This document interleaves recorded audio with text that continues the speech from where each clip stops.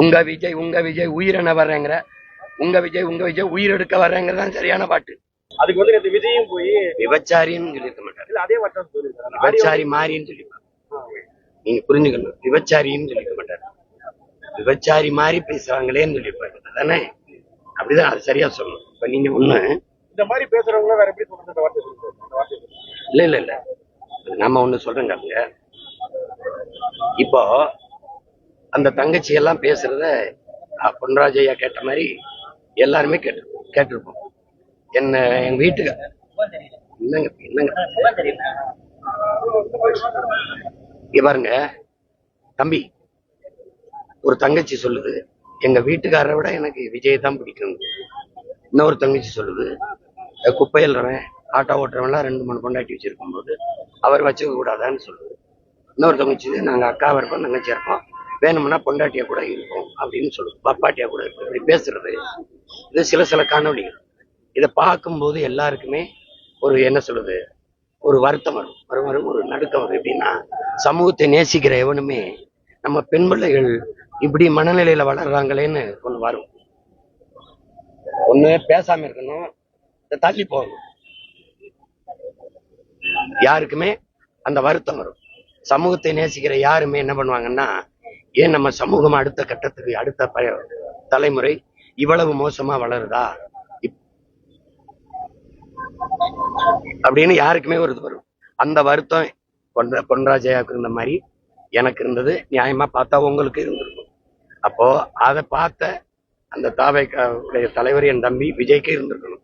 அப்ப என்ன சொல்லியிருக்கணும், ஒரு அறிக்கை போட்டு இந்த மாதிரி பேசுறத நீங்க எல்லாம் குறைச்சிக்கணும், என் அன்பு தங்கைகள் அல்லது உடன் பிறந்தார்கள் அப்படின்னு ஒன்று கொடுத்துருக்கணும். அதை அவர் கண்டிக்கல, அதை செய்யல. தொடர்ச்சியா அவங்க பேசுறதெல்லாம் விட்டுட்டாங்க.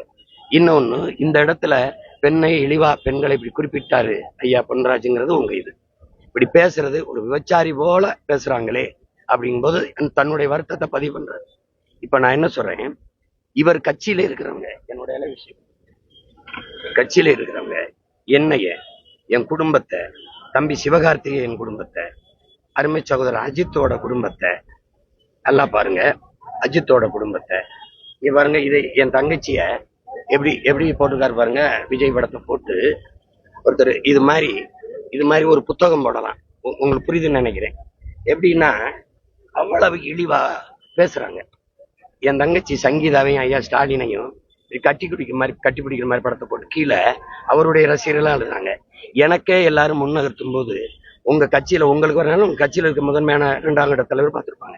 இதையெல்லாம் ஒரு கண்டிச்சு ஒரு பொதுவான அறிக்கை இந்த மாதிரி எழுதுறது, கண்ணியமற்ற பதிவுகளை குறைங்க, தவிருங்க, இந்த மாதிரி செய்யக்கூடாது அப்படின்னு நீங்க ஒரு தடவை அறிக்கை விட்டுருந்தா, அந்த தங்கச்சியை பேசும்போது அப்ப இப்படிலாம் பேசுறது கண்ணியமற்றது.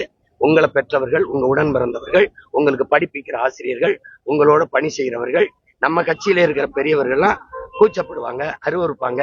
அதை செய்யாதீங்கன்னு நீங்க ஒரு நேர்மையா ஒரு அறிக்கை விட்டுருந்தீங்கன்னா, இப்ப நீங்க பொன்ராஜையா மேல கமிஷனர் அலுவலகத்துல மனு கொடுக்க போனீங்கல்ல, புகார் அளிக்க போன, அதுக்கு தகுதியும் நேர்மையும் உங்களுக்கு இருந்திருக்கும். நீங்க எங்க குடும்பங்களை பேசும்போது, என் மனைவிய, என் தம்பி சிவகார்த்தியன் குடும்பத்துல அவன் மகளை, ஐயா அன்பு சகோதரர் அஜித் அவர்கள் குடும்பத்தை, பிள்ளைகளை, இதையெல்லாம் பேசும்போது நீங்க எங்க இருந்தீங்க? அப்ப உங்க கட்சிக்காரங்க என் கட்சியில் இருக்க பிள்ளைகளை, மற்ற கட்சியில் இருக்க பெண் பிள்ளைகளை அவ்வளவு கேவலமா எழுதுறானே, வாய்கிட்ட சொல்ல முடியாத வார்த்தைகளை. நீ எல்லாத்தையும் சேர்த்து நான் எடுத்துக்கிட்டு, மொத்தமா இவ்வளவு இருக்கும் எடுத்துக்கிட்டு, நான் இதே கமிஷனர் அலுவலகத்துல உங்க மேல புகார் கொடுத்தா எப்படி இருக்கும்? இப்படி பேசுறாங்க எங்க குடும்பத்து பிள்ளைகள் எல்லாம். அவர் கட்சி அவர் கண்டிக்கல. இப்ப அவர் மேல இதுக்கு ஒரு வழக்க பதிவு பண்ணி விசாரிங்க, என்னன்னு கேட்க நான் கொண்டு கொடுக்கட்டுமா? நான் இதெல்லாம் சேர்த்து ஒரு புத்தகம் போடட்டுமா? எப்படி எழுதியிருக்காங்கன்னு சமூகத்துக்கு காட்டலாமா? சொல்லுங்க. அதை நீங்க கண்டிச்சிருந்தீங்கன்னா வச்சுக்க, இவர் பேயாம பேசுறாரு, உன் புள்ள பேசும்போதே இந்த மாதிரி பேசாதீங்கன்னா சொல்லியிருக்க மாட்டாரு. பொன்ராஜுக்கு கட்சி இல்ல, அரசியல் இல்ல, வாக்கு இல்ல, சமூக அக்கறை, அதுலதான் அவர் பேசுறாரு. உங்களுக்கு புரியுதா? அவர் ஊடகத்துக்குள்ள இருக்கிறனால ஒரு மனிதனா சொல்லிட்டாரு, மத்தவன் மனசுக்குள்ள புளிங்கிட்டு வேதனைப்பட்டுக்கிட்டு இருப்பான். உங்களுக்கு வழங்குதுன்னு நினைக்கிறேன். அதனால அவர் சொன்னது யாரையும் காயப்படுத்தணும்னு இல்ல, இந்த மாதிரி இருக்குதே இந்த சமூகம், நம்ம நேசிச்ச சமூகம் இப்படி போயிருச்சே, இதுக்காக நம்ம முன்னோர்கள், ஆன்றோர்கள், சான்றோர்கள், அருமை பெருமக்கள்லாம் இந்த மாதிரி சமூகத்தை கட்டமைக்கவா பாடுபட்டார்கள். ஐயோ, இதை சரி செய்ய முடியாதாங்கிற ஆதங்கத்துல சொல்றாரு தம்பி, ஆதங்கத்துல சொல்றாரு. அதுவே தவறுன்னு நோக்கத்தோடு நீங்க எழுதுறீங்க.